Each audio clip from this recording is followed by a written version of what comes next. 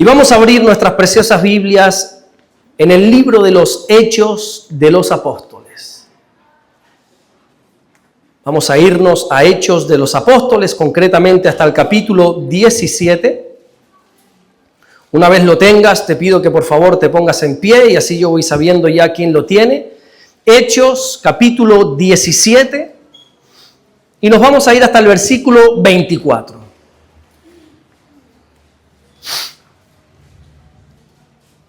Hechos, capítulo 17, versículo 24. Para los que no han traído sus Biblias, vamos a seguir también la lectura aquí en las pantallas, pero sería bueno que nos acostumbremos todos a traer nuestras Biblias físicas. Dice así la palabra del Señor en Hechos, capítulo 17, versículo 24. El Dios que hizo el mundo y todas las cosas que en él hay, siendo Señor del cielo y de la tierra, no habita en templos hechos por manos humanas, ni es honrado por manos de hombres, como si necesitase de algo. Pues Él es quien da a todos vida y aliento y todas las cosas. Y de una sangre ha hecho todo el linaje de los hombres, para que habiten sobre toda la faz de la tierra, y les ha prefijado el orden de los tiempos y los límites de su habitación, para que busquen a Dios, si en alguna manera palpando puedan hallarle, aunque ciertamente no está lejos de cada uno de nosotros. Versículo 28.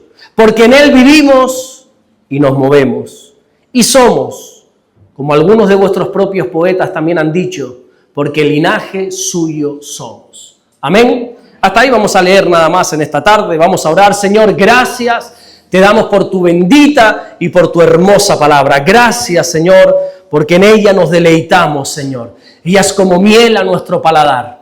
Oramos en el nombre de Jesucristo, que mientras tu palabra es predicada, Señor, en esta tarde, oramos para que ocurran los prodigios, las señales, las maravillas, las sanidades, que haya libertad en medio de tu pueblo, Señor, y gracias te damos por todo lo que estás haciendo y gracias por todo lo que vas a hacer en el nombre bendito de Jesús, y sé lo que lo cree dice fuerte, amén y amén. Se puede sentar. Qué bonito pasaje, ¿verdad? Hechos capítulo 17. Si me permites, te pongo en contexto y arrancamos directamente con lo que quiero comentarte en este día. Estamos en el medio del segundo viaje misionero del apóstol Pablo. Sabemos que la Biblia relata 3 viajes que Pablo hace a diferentes sitios con diferentes personas y en este caso nos encontramos, Hechos capítulo 17, en el segundo viaje del apóstol Pablo. Recordemos que él hace un primer viaje con un hombre llamado Bernabé, recorre varias ciudades y regresa al lugar de origen. De allí empiezan a surgir varios contratiempos, varios problemas. Los que vienen los miércoles se saben esta historia de memoria porque la estamos enfatizando cada palabra, cada versículo de este libro de los Hechos. Resulta que cuando vienen de ese primer viaje, Bernabé y Pablo, se encuentran algunos problemas doctrinales que están ocurriendo en algunas partes, así que la iglesia tenía que dar una respuesta. Lo que no podía ser es que si tú te congregabas en una iglesia ibas a tener una doctrina y si ibas a otra ibas a tener otra. Eso es un disparate. Así que, ¿qué hicieron? Bueno, se ocasionó lo que nosotros conocemos como el primer concilio de la iglesia, que se llevó a cabo en Jerusalén. Hasta allí se desplazaron todos los apóstoles, cientos o miles de hermanos, para ver qué solución le daban a ciertos problemas que ahora no nos podemos meter ahí, porque créeme que se nos va la tarde. La iglesia da una solución a esos problemas y entonces cuando acaba ese concilio, Pablo se acerca a Bernabé y le dice, oye Bernabé, ¿qué te parece si volvemos a visitar a todos los hermanos? ¿Qué te parece, Bernabé, si comenzamos nuevamente un segundo viaje y vamos a confirmar el ánimo de todas las personas que hemos ganado para Cristo? Y visitamos todas las iglesias que, gloria a Dios, se ha levantado en las diferentes ciudades que hemos visitado. Bernabé se puso contentísimo, por supuesto, no hay nada mejor que servir al Señor, pero le dice, Pablo, por favor, volvamos a llevarnos a mi sobrino Juan Marcos. Resulta que en el primer viaje, Pablo y Bernabé no van solos, sino que un tercer jovencito se junta que se llama Juan Marcos, lleno de vitalidad, lleno de fuerzas, lleno de ganas de servir al Señor, pero no me digas qué pasó a mitad del camino. Bueno, mucho antes de mitad del camino dice, esto no es para mí. Así que Juan Marcos decide darse media vuelta e irse para su casa. No conocemos los motivos, lo que sí sabemos es que dijo a Pablo y a Bernabé, yo no sigo con ustedes, desconozco el porqué.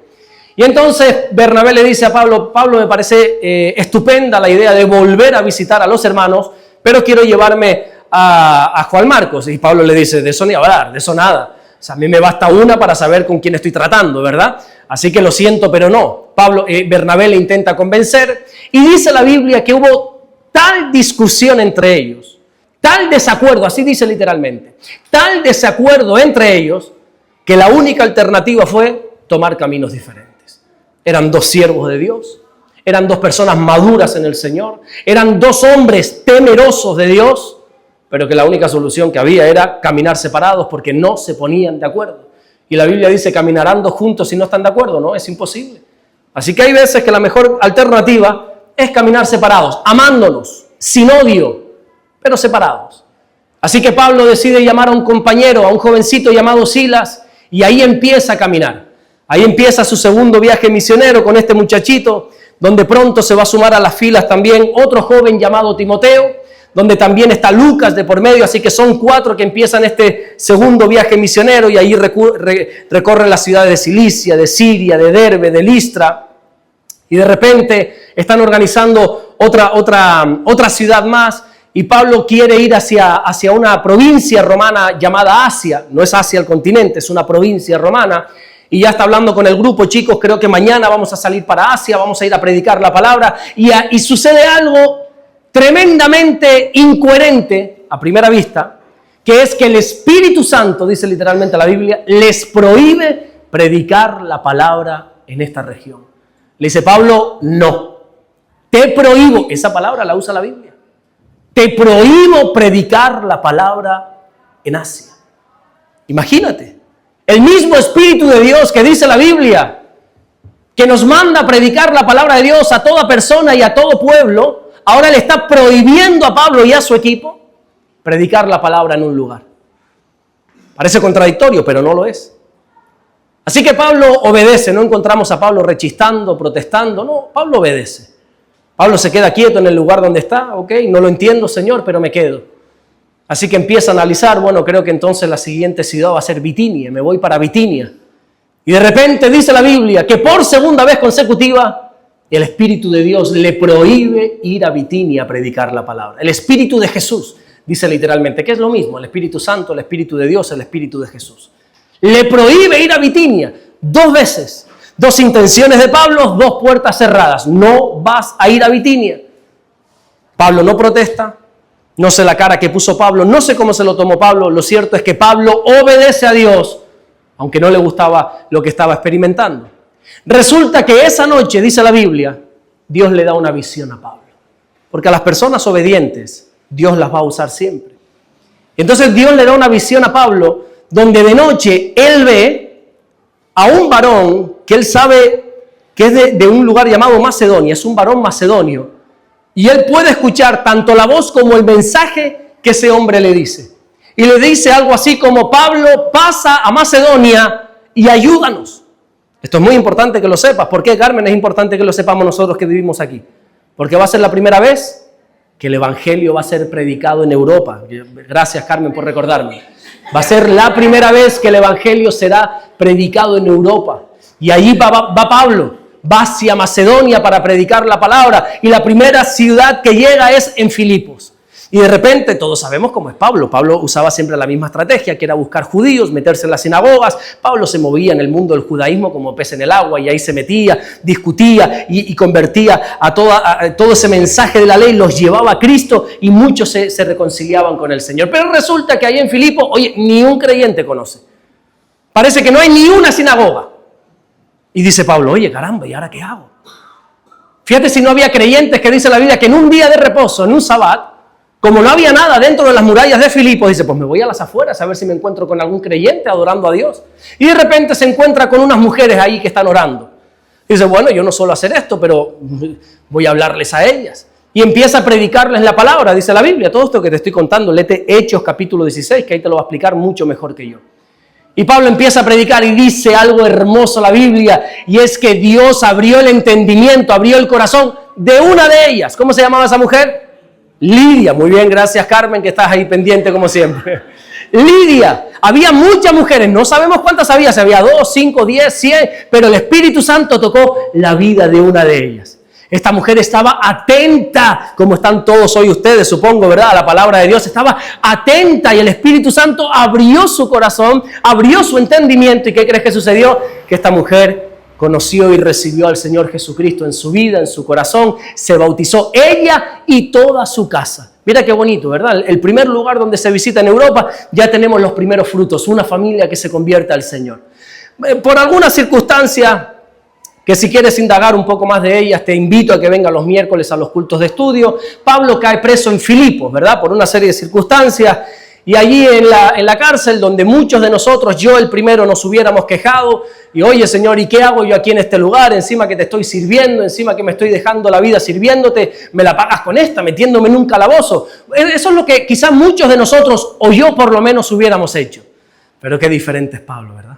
Dice la Biblia que ahí en ese calabozo de más al fondo, con ese hombre llamado Silas, en vez de quejarse, ¿sabe lo que hacen? Se ponen a cantar alabanza. Pero no alabanzas bajito, alabanzas fuertes, que toda la cárcel lo estaba escuchando. Ahí sucede un terremoto, porque cuando la iglesia del Señor adora a Dios, suceden cosas maravillosas, como dice ese cántico, ese corito, ¿verdad? Y ahí se rompen las cadenas, se abren las puertas. Cuando el carcelero que tiene que estar atento a todos los que están ahí, ve esas circunstancias, ¿sabe lo que va a hacer? Se quiere matar, dice, o me mato yo o me matan los romanos, porque esta gente se va a ir. Y le dice Pablo, no te hagas ningún mal. Es Dios quien acaba de hacer esto. Algo tan hermoso sucedió ahí, que ese carcelero en Filipos también se convierte al Señor.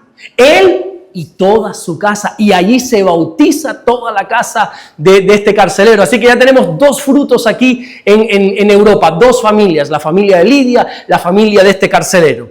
Después de ahí, dice la Biblia, que Pablo se va desde Filipos y llega hasta Tesalónica, donde ahí comienza a predicar. Mucha gente en Tesalónica cree en el Señor Jesucristo, se convierten al Dios vivo y verdadero, pero hay otros que no solamente no quieren creer en Jesús, sino que empiezan a sembrar cizaña contra Pablo.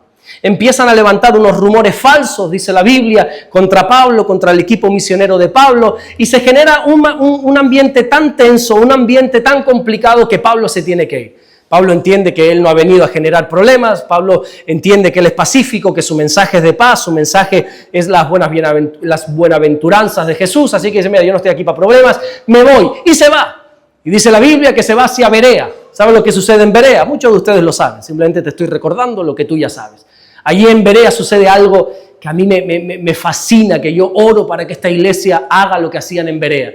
Dice que cuando Pablo predicaba, todos los de este lugar llamado Berea tenían sus Biblias y estaban diciendo, ok, muy bien lo que dice este hombre, pero comprobaban en las Escrituras si todo lo que decía Pablo era así. Los de Berea no se dejaban engañar, ¿eh? Los de Berea no decían amén a todo como algunos. Los de Berea no decían sí, Señor, a todo. No. Los de Berea primero analizaban, primero filtraban la predicación por la palabra, y en base a si era 100% bíblica decían amén. Y cuando vieron las predicaciones del apóstol Pablo, imagínate, muchos de ellos creyeron allí en Berea. Pero resulta que los de Tesalónica, ¿te acuerdas que antes estaban en Tesalónica? Aquellos enemigos que se levantaron en Tesalónica, ahora sabiendo que Pablo está en Berea, se van hasta Berea y empiezan nuevamente a sembrar cizaña contra Pablo. Otra vez, los de Tesalónica en Berea. Mira, se arma tan alboroto que Pablo tiene que huir, pero de manera muy urgente. Tanto es así que no da tiempo ni siquiera de avisar ni a Silas, ni a Timoteo, ni a Lucas, sino que Pablo es inmediatamente llevado, se sube en un barco, sal de aquí rápidamente, y se va a Atenas. La iglesia lo manda a Atenas por su salud, por su seguridad, y ahí aparece en Atenas, que es lo que hemos leído hoy, solo, sin compañeros de misión, sin nada que hacer. Dice, ¿y ahora qué hago yo aquí en Atenas? Si no tengo a Timoteo, no tengo a Silas, y en lo que vienen puede pasar unos días. Así que empieza a caminar por ahí, por Atenas. Empieza a observar. Empieza a aprender la cultura. Porque, hermano mío, allí donde vayas, observa la cultura. No trates de imponer la tuya. Observa la cultura. ¿Y sabes cuál fue la primera sensación que tiene Pablo en Atenas? ¿Cuál fue el primer sentimiento que surge en Pablo aquí en Atenas? Indignación. Dice la Biblia en Hechos capítulo 17, versículo 16, mientras Pablo los esperaba en Atenas, su espíritu se enardecía viendo la ciudad entregada a la idolatría. El espíritu de Pablo se estremeció en gran manera cuando vio semejante idolatría que había en este lugar. Oye, imagínate si había idolatría en Atenas, que los historiadores antiguos, los escritores antiguos decían, y estas frases están en los libros de historia, que era más fácil encontrar un nuevo dios en Atenas que un hombre. Imagínate si había cientos o miles de dioses. La ciudad estaba repleta de ídolos. Ahí se adoraba a Zeus, Apolo, Atenea, Artemisa, Poseidón, Afrodita, y podríamos seguir aquí toda la tarde nombrándote dioses. Estaba repleta de ídolos. Fueras donde fueras había estatuas, templos, monumentos, figuras de mármol, santuarios, altares a todos los dioses que te pudieras imaginar. Fíjate si tenían dioses para adorar, que empezaron a adorar al Dios desconocido. Empezaron a adorar a un Dios que no tenían ni idea, que no tenía ni nombre, que no sabía sobre qué reinaba, pero dice, bueno, por si las moscas yo voy a adorar a este. Dice la Biblia en el versículo 23 de Hechos 17, hallé también, dice Pablo, hallé también un altar en el cual estaba la inscripción al Dios no conocido. ¿Qué te parece? Adorando a un Dios que no tenían ni idea, por si las moscas, decían ellos. Por si se nos escapa alguno de estos cientos o miles que tenemos, también vamos a adorar al Dios desconocido. Oye, con razón el espíritu de Pablo se enardeció, ¿verdad? Pablo conocía perfectamente el mundo pagano. No quiero que te hagas la idea de que su espíritu se enardeció porque él no sabía lo que era la idolatría y llega a Atenas y ve tantas cosas y él dijo, ¡wow, qué tremendo! No, Pablo ya venía escarmentado, él ya sabía lo que era la idolatría. Recordemos que, por ejemplo, él venía de Filipos, donde la brujería allí acampaba a sus anchas. Allí había una mujer, dice la Biblia, con espíritu de adivinación, que incluso reconoció al apóstol Pablo, y Pablo dice que le desagradó a esa mujer, no por el físico ni por nada de eso, sino desagradó el espíritu que esa mujer tenía. Dice, esto no es de Dios. Este es un espíritu de adivinación. Y lo reprende y esa mujer queda libre. Claro, esa mujer traía unas ganancias a los amos, adivinando, echando cartas, todas esas cositas, el horóscopo y todas esas cositas que hoy se mueven también. Eso es por dinero nada más. Espero que tú no creas en el horóscopo. Si tú qué signo eres, por favor. Yo leo. Yo leo la Biblia, digo. No me vengas ahora con que si esto, yo espero en el Señor. No me hagas que mi espíritu se enardezca, por favor, que tú estés con esas absurdeces. Que tú estés ahora que si el horóscopo, que si Sagitario, que si Leo, que si... Todo, no se hagan ahora los inocentes, ustedes saben todo eso, ¿verdad? Pablo sabía todas estas cosas de la idolatría. Pablo también había estado en Chipre. Ahí en Chipre él tuvo que tratar con un mago, con un brujo. ¿Sabes cómo se llamaba este brujo? Barjesús. Por ahí lo conocían también como Elimas el mago. Barjesús. Oye, qué curioso este nombre. ¿Sabes lo que significa Barjesús? Bar significa hijo. ¿Hijo de quién? De Jesús. Oye, ¿cómo es el diablo? ¿Cómo se disfraza de ángel de luz Satanás, verdad? Hijo de Jesús, a cualquiera engañaría. Sin embargo, Pablo dice, no, este tipo es un brujo, este tipo es un mago, y tuvo que tratar también con él. Pero es que no solamente eso, Pablo ya venía experimentado en todo este tipo de idolatría. Ya en Listra, fíjate lo que le sucede en el primer viaje misionero. En Listra, a él y a Bernabé los tratan como a dioses. ¿Qué te parece? A uno le llaman Mercurio, a otro le llaman Júpiter, la gente de ahí le empieza a adorar, a presentar sacrificios. Tú imagínate la cara de Pablo cuando ve eso. Los tratan como dioses. Dice la Biblia que ellos se rasgan las vestiduras como diciendo, pero ¿qué están haciendo? Ustedes no han entendido nada. Pero ¿cómo ustedes siguen cayendo en esta idolatría? Pero ahí los de Listra pasaron de todo y seguían, Mercurio, ven para aquí, Júpiter. Y Pablo dice, mira, yo me voy de aquí porque esto no hay por dónde cogerlo. Este tipo de idolatría, no hay. Pero semejante idolatría tenía que haber en Atenas para que su espíritu se enardeciera. Y yo digo, si Pablo ya conocía la idolatría, donde incluso había estado preso por culpa de la idolatría, ¿por qué al llegar a Atenas su espíritu se enardeció? ¿Por qué se enardeció? Si él ya sabía, Pablo, tú ya vienes experimentado en esto, hombre. ¿Por qué te enardeces? Bueno, yo encuentro dos motivos. Quizá tú puedes añadir un tercero, un cuarto, un quinto, seguro, pero como hoy me toca a mí compartir la palabra, yo te voy a dar los dos motivos que yo he encontrado. El primer motivo de por qué Pablo o el espíritu de Pablo se enardeció al ver tanta idolatría es porque la abundancia del pecado no debe hacer que nos acostumbremos al pecado. A pesar de que Pablo había visto muchas veces la idolatría, había visto magia, superstición, paganismo, oposición al evangelio, a tal grado que en una ocasión casi lo dan por muerto de la paliza que le dieron, su corazón seguía sensible hacia el pecado. Pablo no se acostumbró a que hubiera idolatría. Pablo no dijo, bueno, esto ya es normal. No. Él se enardeció cuando vio esta idolatría. Y desgraciadamente en algunas ocasiones la abundancia de pecado hace que las personas sean frías hacia el pecado, se enfríen hacia el pecado. Lo normal sería pensar que cuanto más pecado vemos, más nos debería doler, pero todos sabemos que es al revés, ¿verdad? Cuanto más pecado vemos, cuanto más pecado hay alrededor de nosotros, más normalizamos ese pecado. Más comenzamos a justificarlo, más comenzamos a tolerarlo. Lo peligroso es que también podemos adaptarnos a ese pecado, porque es lo que nos rodea. El claro ejemplo de esto lo vemos en la vida de Lot, donde la Biblia lo denomina como el justo Lot. No pienses en Lot como una persona malvada, como un sinvergüenza, como un impío. No, en absoluto, créeme que no. Pedro en una de sus cartas dice, el justo Lot. Lot era un hombre que era el sobrino nada más y nada menos que de Abraham, del padre de la fe. ¿Tú sabes lo que era caminar con Abraham? Esto tendría que ser maravilloso, ¿eh? Y emprender ese viaje de Ur de los Caldeos, a esa tierra que él desconocía, a esa tierra que dice Dios que le iba a mostrar, a esa tierra donde le iba a dar una enorme descendencia, y allí Lot tuvo el privilegio de irse con él. Y salió de allí y empezó a ser bendecido, pero escúchame, bendecido de una manera tan violenta, una manera tan grosera, que ya no podían estar juntos. Ya Lot y Abraham no podían caminar juntos. ¿Por qué? Porque había tanto ganado, había tantas ovejas, tantos bueyes, tantas vacas. No, es que no podemos estar juntos, tenemos que separarnos. Y le dice a Abraham, mira, escoge tú hacia dónde quieres ir. Y dice la Biblia que ¿qué es lo primero que hizo Lot? Mirar. Y miró donde no tenía que mirar. Miró donde no tenía que mirar. Cuidadito con los ojos. ¿Y miró hacia dónde? Hacia Sodoma. Dice la Biblia en Génesis 13:10, y alzó Lot sus ojos. ¿Hacia dónde? ¿Hacia la bendición de Dios? ¿Hacia Abraham?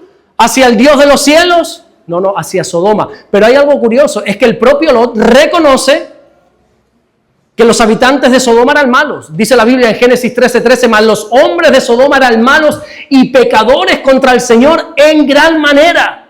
Lot lo sabía. No sabía lo que había allí. Uno cuando ve sabe lo que está viendo, o no es verdad. Es que yo no sabía que era ese pecado. Ya, eso se lo dice a los niños. Ya los mayorcitos sabemos lo que está bien y lo que está mal. Lot sabía que Sodoma había maldad. Eran hombres malos en gran manera contra el Señor. Sin embargo, si seguimos leyendo un poquito la historia nada más, vamos a encontrar a este hombre que dijo, en Sodoma hay gente mala, solo hay pecado. Lo encontramos ya muy cerquita de Sodoma. Dice la Biblia en Génesis capítulo 13, versículo 12, que fue poniendo sus tiendas hasta Sodoma. No, él no vivía en Sodoma, no lo confunde. Todavía había mucha distancia, pero ya estaba más cerquita. Ya vivía más cerca de Sodoma. Ya el olor a pecado ya le estaba llegando. Ya no le desagradaba tanto Sodoma. Estaba cerquita y tú dices, bueno, pero por lo menos no entró, no se involucró. Sigue leyendo la historia. Dice la Biblia que después entró a vivir a Sodoma. A tal punto que cuando sucede una historia que ahora te cuento rápidamente, se lo encuentran sentado en las puertas de Sodoma. Dice Génesis capítulo 19, versículo 1, Lot estaba sentado a la puerta de Sodoma. ¿Sabes lo que significa estar sentado a la puerta de una ciudad? Aquí en el Medio Oriente, que eras una persona de autoridad. Probablemente que eras un gobernante, eras una persona sabia. Las personas que se sentaban en la mesa eran las personas que se sentaban a juzgar. No había abogados, no había jueces en aquel tiempo y eran los sabios los que juzgaban, las autoridades. Y ahí se sentaban las personas importantes. ¿Y quién estaba aquí? En las puertas de Sodoma, Lot. Ya Lot era uno de ellos. Ya Lot se había mezclado con ellos. Con aquellos que al principio hacía, son malos, pecadores en gran manera. Luego poquito a poco no se acercó, pero ahora está involucrado. Ahora está metido hasta el cuello. Ahora está sentado en las mismas puertas de Sodoma. Y resulta, fíjate si había maldad. No le faltaba razón al justo Lot cuando dijo, allí hay gente mala en gran manera y pecadores contra el Señor.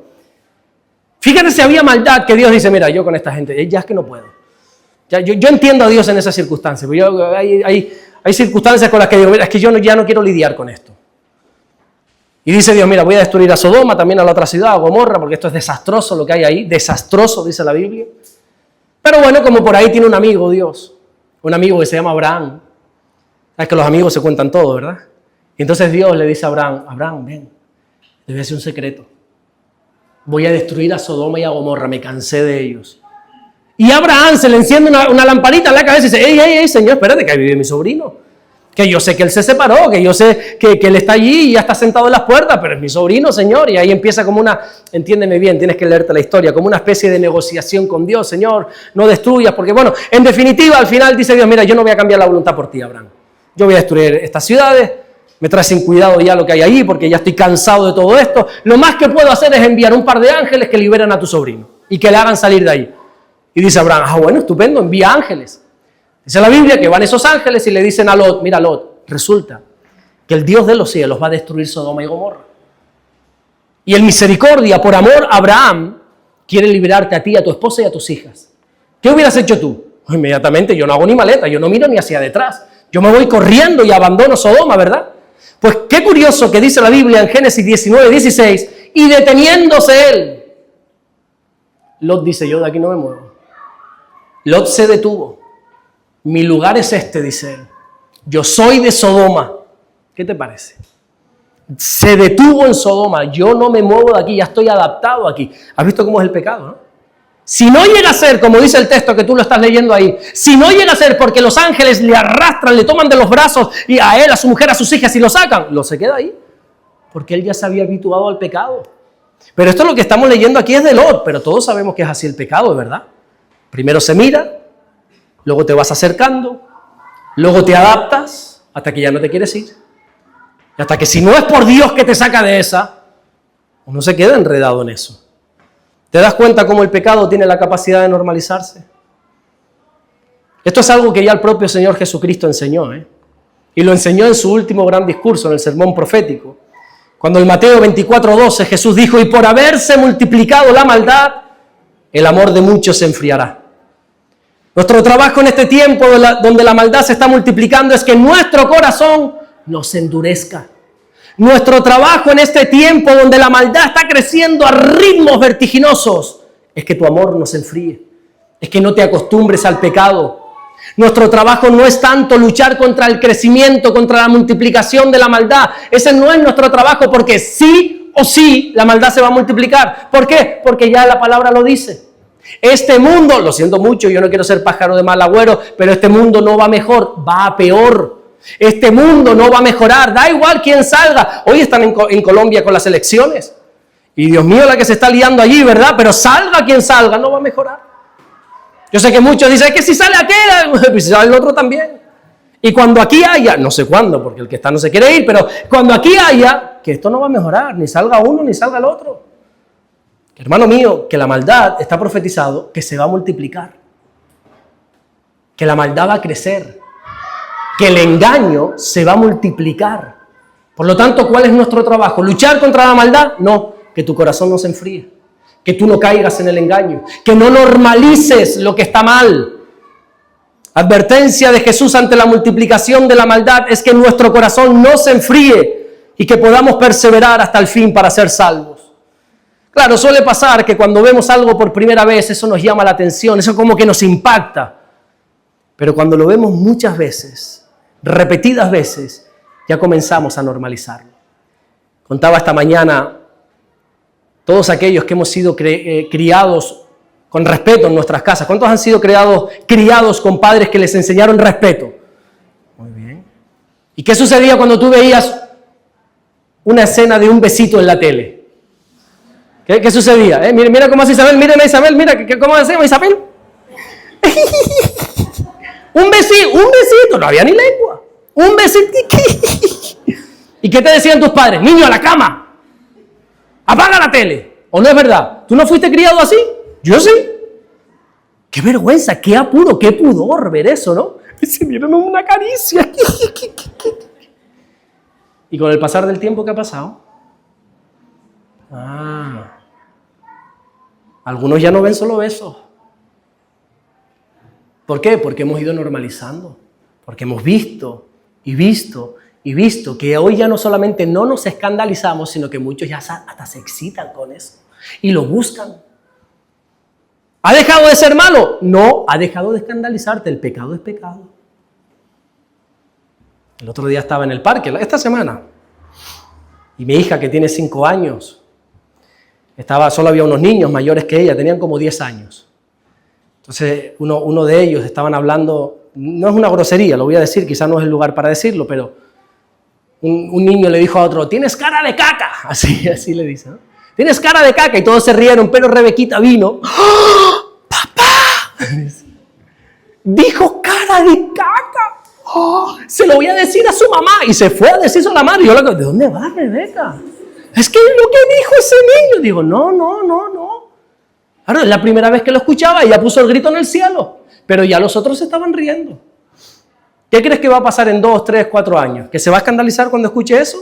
Ten cuidado, no lo diga ella. ¿Por qué lo normaliza? Y lo que hoy nos escandaliza y es por primera vez, ¡ah! Cuando vamos tratando con eso, lo acabamos normalizando, ¿verdad? El pecado tiene la capacidad de anestesiar nuestra conciencia. El aumento de la maldad no puede crear en ti esa indiferencia ante la maldad. Pero qué bueno notar que Pablo, a pesar de haber visto tantas veces la idolatría, aún así llegó a Atenas y se enardeció. Él se conmovió. Había tratado con brujos, con hechiceros, con adivinas, pero aún así vio ese pueblo perdido en idolatría y lloraba. Y yo te pregunto, ¿te duele ver tanto pecado a tu alrededor o ya te has acostumbrado? ¿Ya te has acostumbrado a ver a los jóvenes perdidos? ¿Has acostumbrado a que los fines de semana, en vez de que estén aquí de vigilia, estén por ahí bebiendo, fumando y haciendo no sé cuántas cosas? ¿Es normal? ¿Son jóvenes? No es normal. Lo siento, no es normal. ¿Nos hemos acostumbrado al pecado? ¿Qué ha pasado? Te dije que había 2 motivos. ¿Por qué al llegar a Atenas el espíritu de Pablo se enardeció? Primero, porque gracias a Dios él nos acostumbró al pecado. Y segundo motivo, porque una cosa es que te hablen de cómo está el lugar y otra cosa es que tú lo veas con tus propios ojos. La idolatría de Atenas era conocida en aquel tiempo por todo el mundo. Atenas era de las ciudades más conocidas de aquel tiempo. Todo el mundo conocía que en Atenas había ídolos y dioses y templos y santuarios por todo rincón. A Pablo esto no le pilló de sorpresa. Pero claro, cuando lo vio con sus propios ojos, es diferente. Yo recuerdo cuando fui a Perú hace unos cuantos añitos, yo fui a Perú. Uy, qué tierra bendita esa tierra, ¿eh? Las comidas de Perú, muchachos, por favor. Yo lo sé, por eso la miré. Bueno, pues a mí algunos peruanos me dijeron, ¿dónde vas a estar? Digo, mira, yo voy a estar en este sitio, donde vamos a predicar es en Miraflores. Me dijeron, ese es un buen sitio. Eso es zona de pitucos, me dijeron. ¿Sabes lo que es pitucos, no? Eso es zona buena. Pues ahí me van a llevar, le dije. Y ahí estuve. Un hotel maravilloso, un hotel Cristal. Todavía la iglesia Centro Evangélico Vida Nueva se reúne ahí. Y en una de esas que estábamos predicando, estoy acabando de predicar el mensaje y hay un terremoto. Pero un terremoto, no como el que hubo aquí el otro día, que yo dije, ¿qué pasó? Un terremoto donde desgraciadamente 14 personas murieron. Se derribó una montaña, al lado de donde nosotros estábamos murieron 14 personas. De ahí del hotel, cuando terminaba el culto, nosotros nos íbamos a ir al aeropuerto porque salíamos para otro lugar. Y no pudimos ir por la carretera normal y nos metieron por otro camino, que era el único que se podía ir. Y a mí me habían dicho de algún barrio de Perú, de Lima concretamente, me dijeron así, son barrios calentones. No te metas por ahí, me dijeron. No te metas solo. Claro, yo iba más o menos, sabiendo o creyendo saber lo que me iba a encontrar. Pero hermano, cuando yo lo vi con mis ojos, cuando yo vi la pobreza de uno de los barrios de Lima, cuando yo vi a esos niños, cuando yo vi esas casas, si se pudieran llamar casas, la cosa cambia. Cuando tú ves las cosas por tu propia vista, la cosa cambia. Una cosa es que te digan las barbaridades que se le están enseñando a nuestros hijos en el colegio y otra cosa es que sepas de primera mano lo que se está enseñando a tus hijos en el colegio. Todos sabemos que en nuestros colegios a nuestros menores no les están enseñando nada bueno. Lo último que se les enseña es el temor de Dios, por lo menos de nuestro Dios. El Dios de los otros se lo están metiendo por los ojos y por los oídos, eso sí, pero nuestro Dios no se lo están enseñando. Pero una cosa es saberlo o conocerlo, pero otra cosa es sentarte y escuchar de primera mano, de la boca de nuestros hijos, las cosas diabólicas que se les están enseñando. Las cosas inmensamente diabólicas que a nuestros hijos se les está enseñando en los colegios. Cosas que, Dios mío, si hablásemos aquí, es que son cosas. El otro día me decía una persona, no recuerdo, después me corrige si no es así, el profesor o la profesora de religión le estaba enseñando a los niños cómo tenía relaciones con su esposo o con su esposa. ¡A los niños! Yo le digo, encima el profesor de religión. Bueno, hay cosas que tú dices, Dios mío de mi vida, es que una cosa es saber lo que se está moviendo ahí, otra cosa es que te cuenten de primera mano. Una cosa es saber que el Islam está avanzando aquí. Ay, Dios mío. Una cosa es saber que vienen de decenas y centenas, y otra cosa es ver con tus ojos cómo miles en este pequeño pueblo, donde somos 5.000 o 6.000, llenan ese campo de fútbol para rezar. Todos somos conscientes de que este pueblo está lleno de personas musulmanas y de que el Islam nos ha pasado y nos ha adelantado por la derecha, por la izquierda, por el centro. Bueno, nos ha arrollado, nos ha arrollado. Y mientras nosotros estamos debatiendo, luchando, mendigando una persona para orar el sábado las 12 horas de oración, ellos se juntan miles. Una cosa es que te lo digan, pero yo lo vi. Y yo cuando lo vi, yo no sabía si llorar, si reírme, si darme cabezazos, si llamar a David, había algo por la radio. Yo de verdad que fueron unos sentimientos encontrados diciendo, pero ¿esto qué es? ¿Esto qué es? Una cosa es que te digan y otra cosa es que tú lo veas. Por eso Pablo se enardeció. Pablo sabía lo que había en Atenas. Pablo tenía claro lo que se iba a encontrar en ese lugar. Pero una cosa es que lo conozcas, otra cosa es que lo veas. ¿Qué fue lo primero que les dijo Pablo a los de Atenas, a los atenienses? ¿Cuál fue el primer mensaje que les dijo? Lo primero que les dijo fue aquello de varones atenienses, en todo observo que sois muy religiosos. Pues pasando y mirando vuestros santuarios he visto un altar que tiene por título al Dios no conocido, y por ahí se mete, ¿no? Algo maravilloso, por ahí se mete. Pero ¿qué fue lo primero que les dice? Eso lo encontramos en el versículo 24, que lo hemos leído en esta tarde. Hechos 17, 24 dice, el Dios que hizo el mundo, escúchame, escucha este mensaje dentro de la cultura que te acabo de presentar, en Grecia, concretamente en Atenas. El Dios que hizo el mundo y todas las cosas que en él hay, siendo Señor del cielo y de la tierra, no habita en templos hechos por manos humanas, le dice Pablo a los atenienses. Pablo les recuerda que el Dios creador no habita en templos, y se lo está diciendo a los griegos, a los atenienses. ¿Cuántos han estado en Atenas? Ay, a mí me fascinaría estar en Atenas. Atenas, esos templos, esas esculturas que hay, el Partenón, hay una fotito, puedes ponerla. Mira qué maravilla. Tú imagínate, ¿quién tiene una foto ahí? A mí me encantaría poder visitar esa cultura y verlo, ¿verdad? Mira, eso es maravilloso. Bueno, como eso había cientos, miles de templos. Los griegos estaban orgullosos. Los griegos eran altivos, los atenienses eran personas que se crecían cuando hablaba de sus grandes y hermosos templos. Y Pablo les dice, ¡hey! Dios no habita en templos. Dios no habita en templos. A esos que vivían por los templos. Dios no habita ahí. Dios no mora en ese lugar, les dice Pablo. Y a veces nosotros pensamos que para encontrarnos con Dios tenemos que venir aquí a la iglesia. Voy a la iglesia a encontrarme con Dios, dicen algunos. Pero eso no es cierto, déjame decirte algo. Dios no mora aquí. Y te lo digo yo que paso horas, Yo he pasado noches enteras en este lugar. Días enteros en este lugar. Ahí en esa oficina que yo tengo, yo de mañana, de madrugada, de noche, por las tardes, por las mañanas, a mediodía. ¿Cuántos han pasado por ahí y han visto mi coche aparcado ahí? A la hora que sea. A la hora que sea. Pero ¿sabes qué? Con todas estas horas y horas y horas y horas que he estado aquí, he llegado a la conclusión de que Dios no vive aquí. No mora aquí. No me lo he encontrado yo aquí un día de ahí. No mora aquí. Bueno, ¿y dónde mora Dios? Si Dios no mora en templos. Si Dios no mora en esta iglesia. ¿Y dónde mora Dios? En el cielo, dirían algunos. No, tampoco. El hombre más sabio de la tierra después de Jesús, que fue Salomón, Dijo en el primer libro de los Reyes, capítulo 8, versículo 27, he aquí que los cielos de los cielos no te pueden contener. Hermano mío, la única manera para poderte encontrar con Dios y saber dónde mora Dios, lo tienes a tan solo una oración de arrepentimiento. De decirle al Señor, Señor, perdona mis pecados y recibo al Señor Jesucristo en mi corazón. Y a partir de ahí dice la Biblia que tú te conviertes en templo del Espíritu Santo. Dice la Biblia en el primer libro de Corintios, capítulo 3, primera carta de Corintios, capítulo 3, versículo 16, ¿no sabéis que sois templos de Dios y que el Espíritu de Dios mora? No visita, no, mora en vosotros. Pero hay algo muy interesante que también le dice Pablo a los atenienses.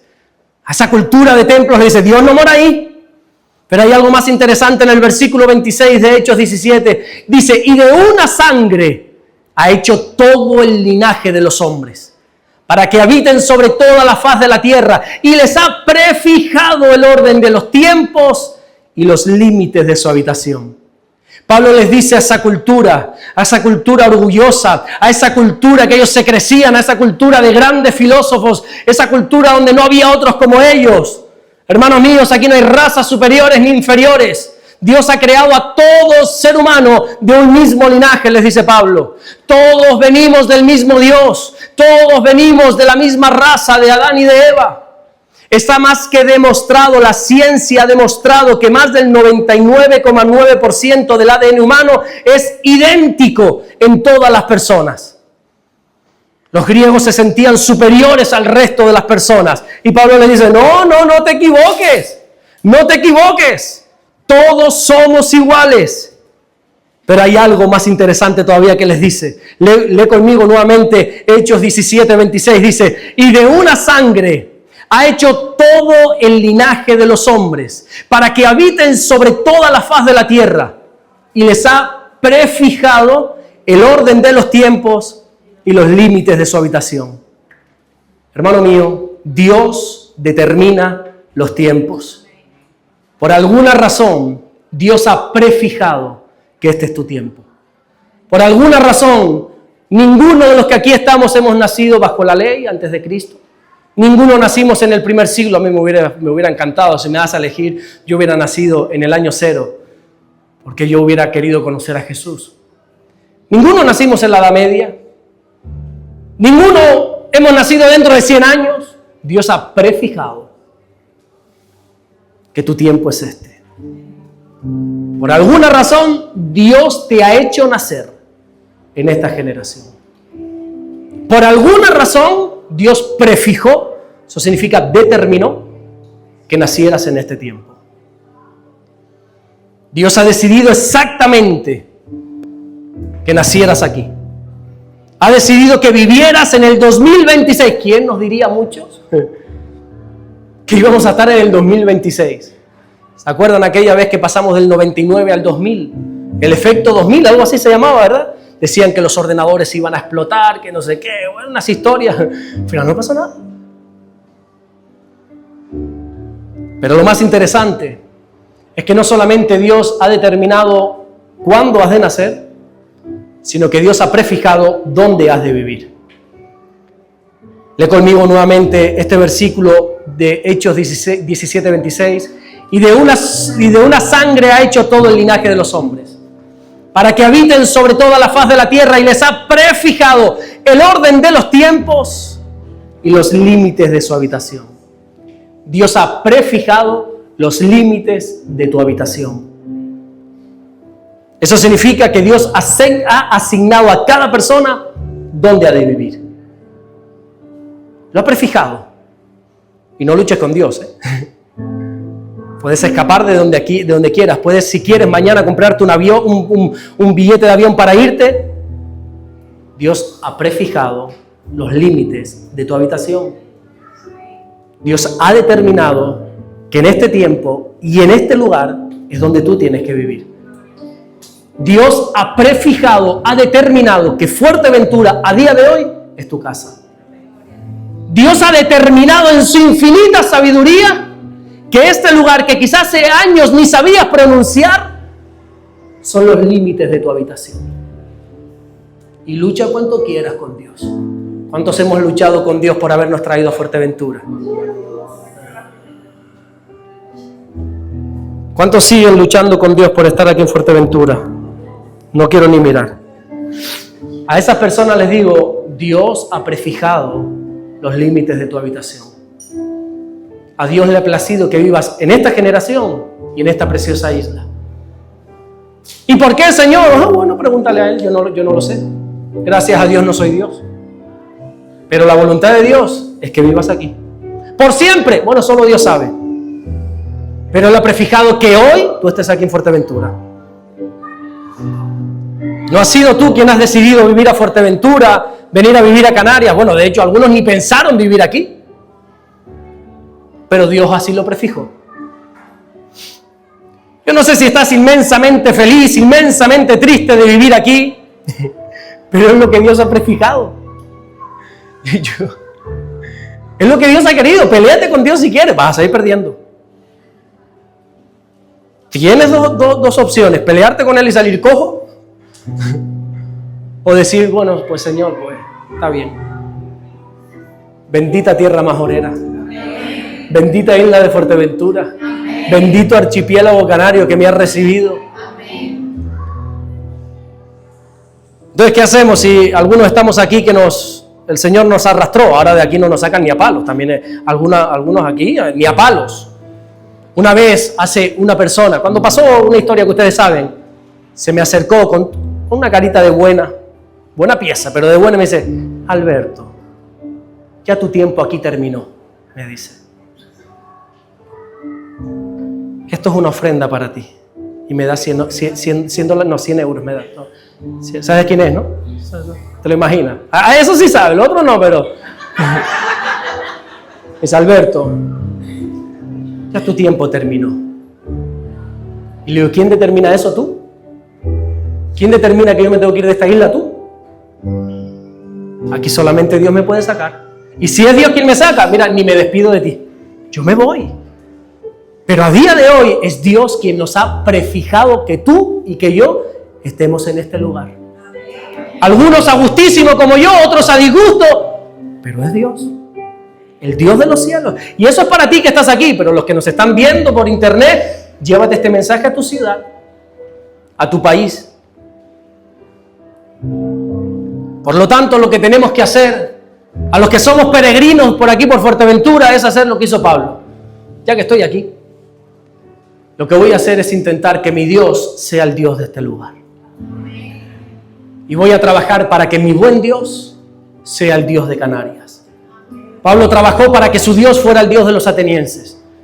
Tú y yo tenemos que trabajar para que nuestro Dios sea el Dios de los majoreros, sea el Dios de los canarios, sea el Dios de los españoles.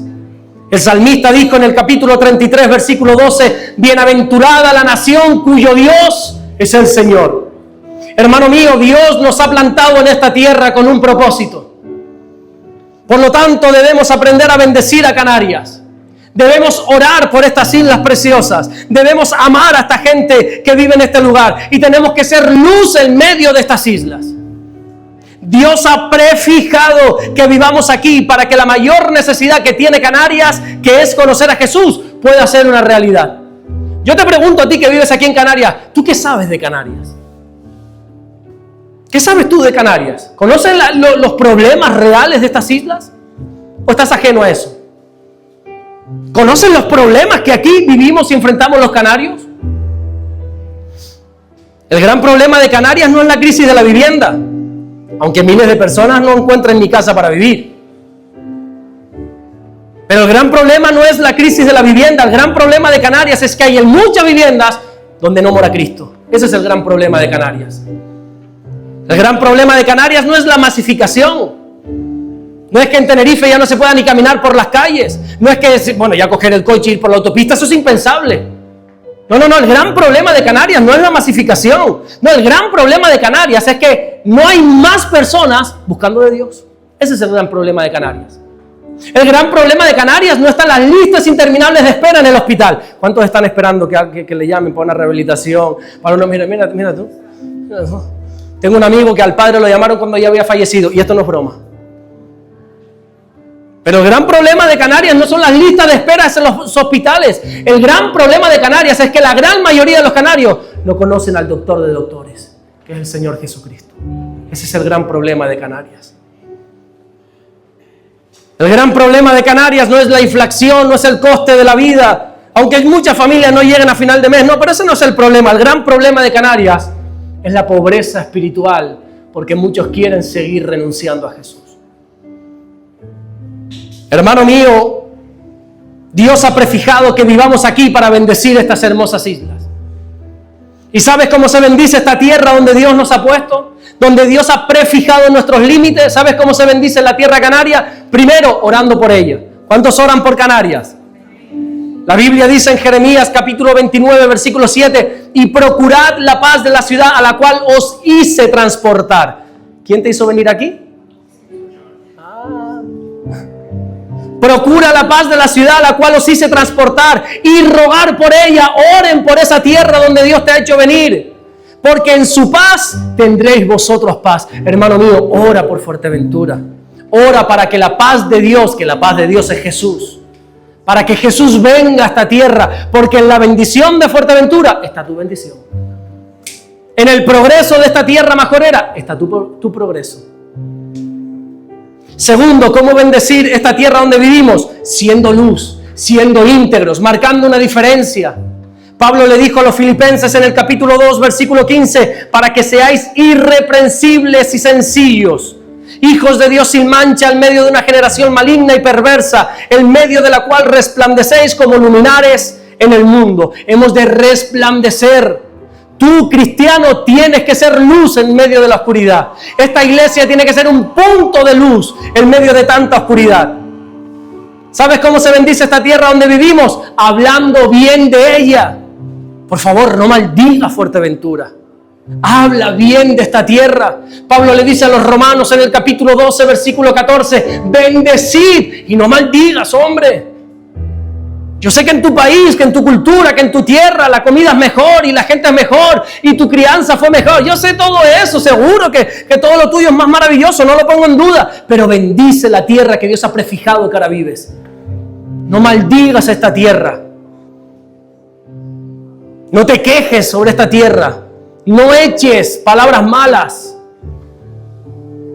¿Cuántos cuando vinieron por primera vez y se asomaron por ese Vinter que iba aterrizando ahí en puerto? Y dijeron, ¿y dónde está la ciudad? Esto será la parte de atrás de la isla. Escúchame, pero que es la capital donde aterrizamos, que era Puerto Rosario. Pero uno decía, Dios mío de mi vida, ¿dónde está la gente? ¿Dónde están las casas? Hermano mío, aprendamos a bendecir esta tierra. Bendice Fuerteventura, bendice Canarias, bendícela, no la maldigas. No maldigas esta hermosa tierra. ¿Sabes cómo se bendice la tierra donde vivimos? Sembrando, compartiendo el Evangelio, sembrando la semilla del Evangelio. Dice Marcos capítulo 16, versículo 15, y les dijo, id por todo el mundo y predicar el Evangelio a toda criatura. Siembra paz, siembra el Evangelio. Haz que tu Dios sea el Dios de los canarios. Como Pablo, que quería que su Dios fuera el Dios de los atenienses. Hagamos que nuestro buen Dios sea el Dios del majorero.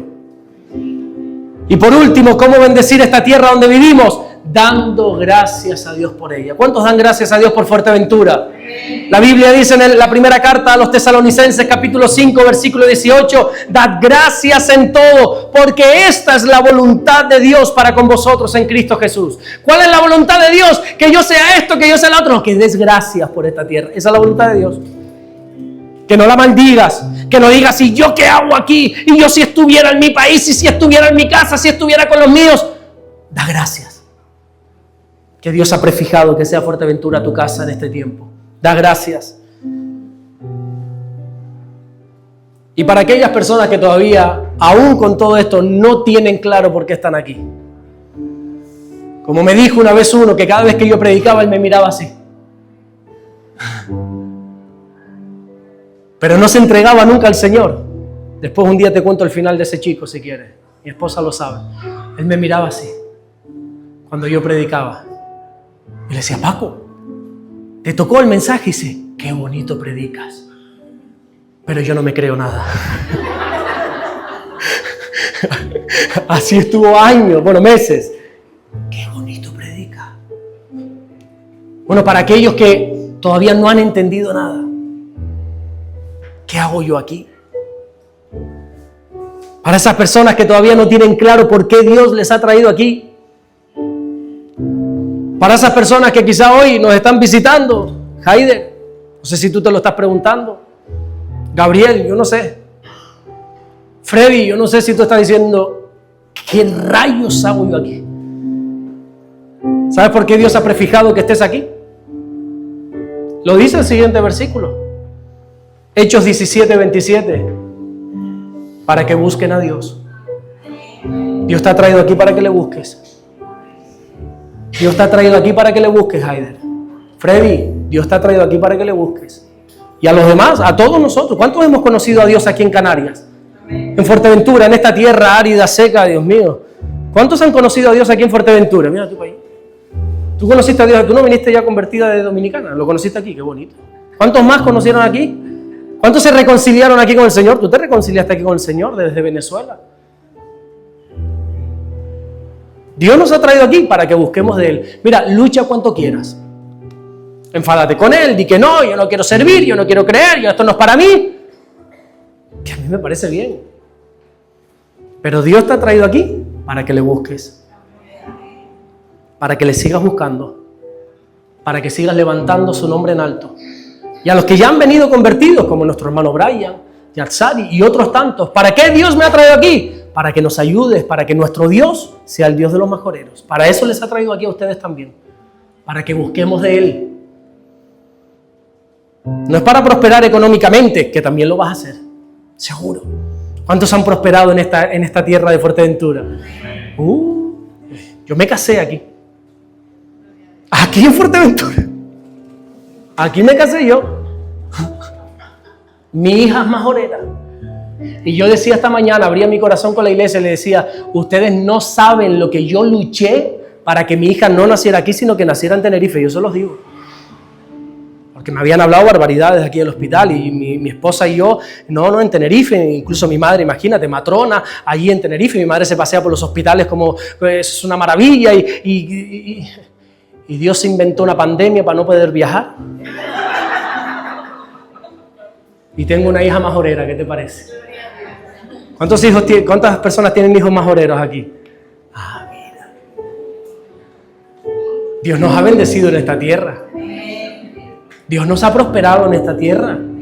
Bendigámosla. Bendigamos al Dios de Fuerteventura. Y hagamos que todo majorero crea en nuestro buen Dios.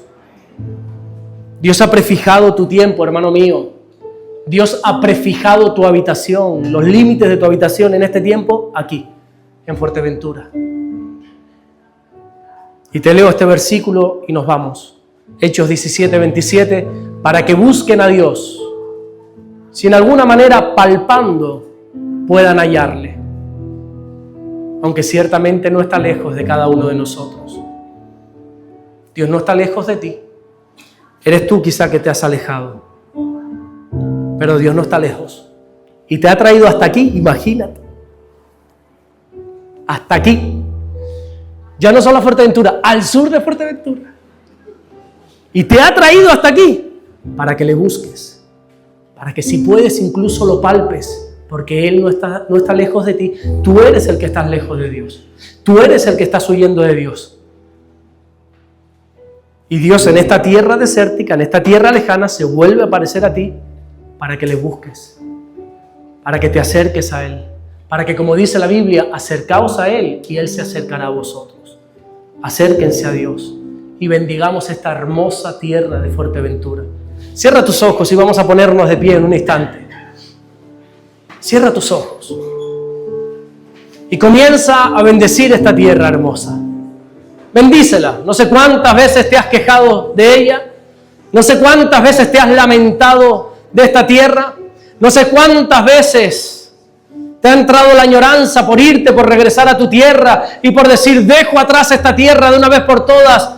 Pero ¿sabes qué? Aún así Dios sigue habiendo prefijado que este tiempo y este lugar son tus límites. Y todo esto lo está haciendo para que le busques, para que incluso si puedes le toques, porque Él no está lejos de ti. Bendice esta tierra hermosa, bendícela. Abre tus labios y comienza a dar gracias por Fuerteventura. Gracias por Canarias.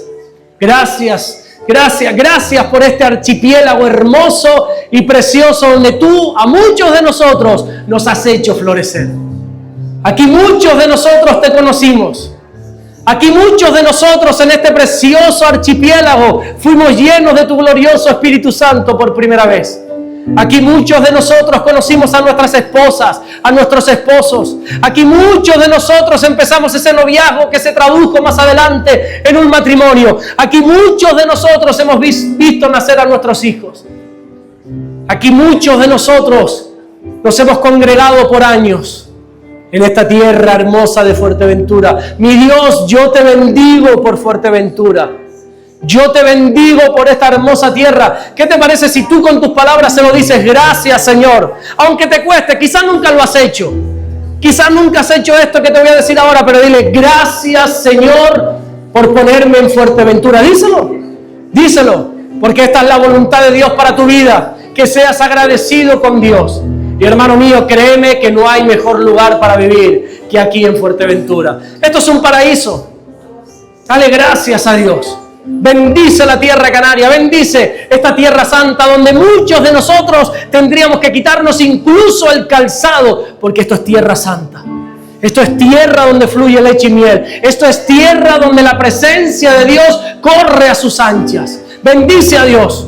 Levanta tus manos y dile gracias, Señor, gracias por haber prefijado que mi tiempo y mis límites están aquí en este tiempo. Gracias por Fuerteventura. Gracias, Señor, por esta hermosa isla. Gracias por el Majorero. Señor, bendice, Señor, esta tierra santa. Bendice, mi buen Dios, esta preciosa isla, Señor. Bendice, Señor, cada rincón de Fuerteventura. Bendice sus ciudades. Bendice sus pueblos. Bendice sus casas, sus barrios. Bendice cada hogar aquí en Fuerteventura. Bendecimos a las familias, bendecimos cada matrimonio majorero, bendecimos a los jóvenes, a los adolescentes, bendecimos a los ancianos, a los más niños, bendecimos todo lo que tenga que ver con el pueblo majorero, bendecimos nuestras costas, nuestros aires, nuestras tierras, a los empresarios de Fuerteventura, que Dios los bendiga inmensamente, a los autónomos, a los trabajadores, a los asalariados. Señor, bendice esta tierra canaria, bendice la economía de esta tierra y trae paz, porque en la paz de Fuerteventura está nuestra paz. Bendice, mi buen Dios, Señor, a toda persona que está puesta en autoridad. Bendice a los políticos, a los alcaldes, a los presidentes. Bendice a nuestra policía, a la Guardia Civil, a los jueces, a los gobernantes. Bendice a los bomberos, dale fuerza, dale sabiduría para que sigan cuidándonos, protegiéndonos. Bendice absolutamente todo en esta tierra, mi buen Dios. Bendice, Señor, toda la tierra canaria, con tu presencia, con tu poder, Señor. Bendice esta tierra. Bendice esta tierra que nuestros pies están pisando en este día. Bendícela, Señor. Pero sobre todo, bendícela con tu palabra. Que toda persona que por aquí pase se lleve no solamente nuestra gastronomía, no solamente el sol canario, sino que se lleve a tu Hijo Jesucristo en su corazón. Bendice cada habitante, cada pasajero, cada vacacionante, Señor, que por aquí pase. Bendice la hermosa tierra majorera, Señor, en el nombre de Jesús.